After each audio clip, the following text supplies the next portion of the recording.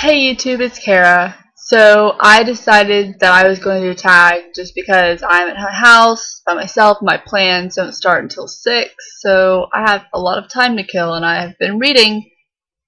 I'm lying. I have not been reading. I have been reorganizing my bookshelf because I have way too many books, and it's kind of ridiculous. So I decided to do a book tag.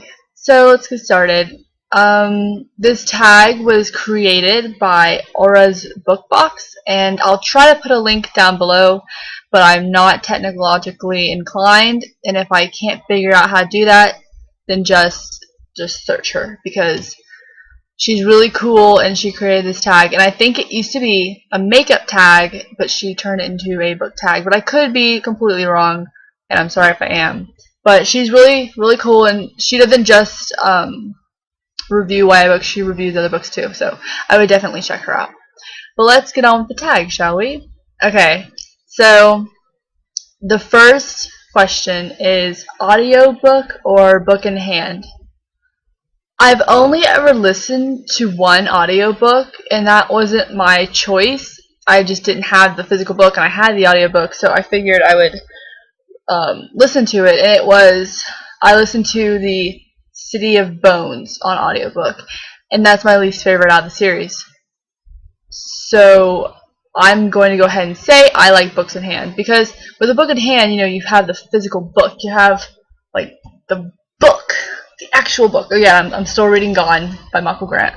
So I like my books to be in my hand. Soft cover or hardback? Now, there's two different things I like about each. I love hardbacks because I feel like they're more secure and they're more fun for me to put on my shelf, and they're more fun to carry around just because I like the fact that they are hardback. But if my hardback gets like dirty, I get mad, and not like dirty as in like dirt, because that's fine. Like I don't care if there's dirt on it. Like if someone bends my hardback cover, then that just does not work, which doesn't usually happen a lot, but you never know if if it's falling apart. But the thing I like about softback books is that you can tear them up to shreds and they will still look cool. Because I have my first two Percy Jackson books I bought in my secondhand store, and they are so just ripped apart and written on and all that, and so someone had written their name on the side, but I don't care if they're written on. I just scratched their name out with Sharpie and put my name in. Because to me, it's the more soft books are worn, the more loved they are. So if I had to choose, oh my gosh, it really doesn't matter. My shelf is completely a mixture. I am not particular about it. That is a tie. Second question. Fiction or nonfiction? Fiction. That was so hard. Such a hard choice. Moving on. Fantasy. Oh, it's number 4. Fantasy world or real life issues? Okay. Definitely 100% fantasy world. My favorite genre of book or kind of book are adventure books, and I just can't get enough of adventure. Like go non-stop, dragons and worlds and all of that. Fantasy, yes, and adventure, yes. My favorite series of all time, hands down. Well, one of them. I feel really guilty for saying it's my favorite series because I have so many. But definitely in my top 5 is Fablehaven by Brandon Mull, and it is completely action-packed, and it has so many really cool ideas and concepts, and it makes me so excited to read them. So definitely for that, number 4, I'd have to say Fantasy World. And real life issues, I mean, it just depends on the author for me, because you can't really spice up real life issues. You know what I mean? You can't really make those thrilling and exciting and daring. But anyway, 6. No wait, I skipped 5. 5. Harry Potter or Twilight? This question's ridiculous. It's obviously Harry Potter. And you know what? It's kind of funny. I always think of Twilight as the Star Trek to Star Wars. Like I think of Harry Potter as the Star Wars and Twilight as the Star Trek. I don't know. That's just my nerding out kind of when I see it, because Star Wars is the bomb compared to Star Trek. But anyway, Six. Kindle, iPad, or other. Nope. Absolutely not. I got a Kindle for my graduation and I returned it. I got a free Kindle and I returned that sucker and got books because I just don't. I am so against them getting rid of like physical books because one day there might not be physical books anymore, and that'll be because of us because we're the ones buying the Kindles and buying the iPads. I mean, if you have one, that's fine. I do not care if you have one, but I personally will never own one. Seven, borrow or buy. Absolutely buy. I will not lend my books out to people. I will make them buy their own. I will only lend it out to my siblings because I live with them and I know where they live and I can get it back from them.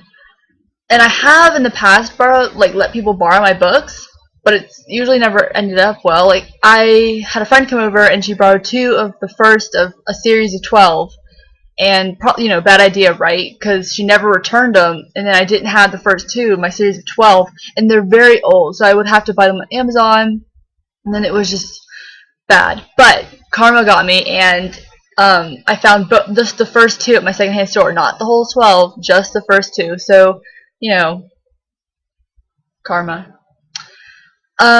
Eight, bookstore online. I buy my books online most of the time because it's cheaper. But I love going to bookstores and buying them too. I just love buying books. But I try to buy less books at bookstores than online. I'll buy a book at a bookstore if it's under $8 and it's fairly new. I don't know. I just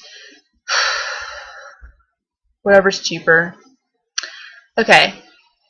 Tell me one time or total trilogy. I like trilogies because Fablehaven is 5 books and Harry Potter is 7 books and the Mortal Instruments series is 4 books, and it's just basically like one giant book only split up into different ones. I mean, don't get me wrong, Percy Being a Wallflower and oh gosh, what are some of the other ones? Water for Elephants and Anne and the French Kiss, like those are absolutely gorgeous single books. Gorgeous. But, Hunger Games, I mean, the more the merrier in my opinion. Okay. Monster read or short and sweet?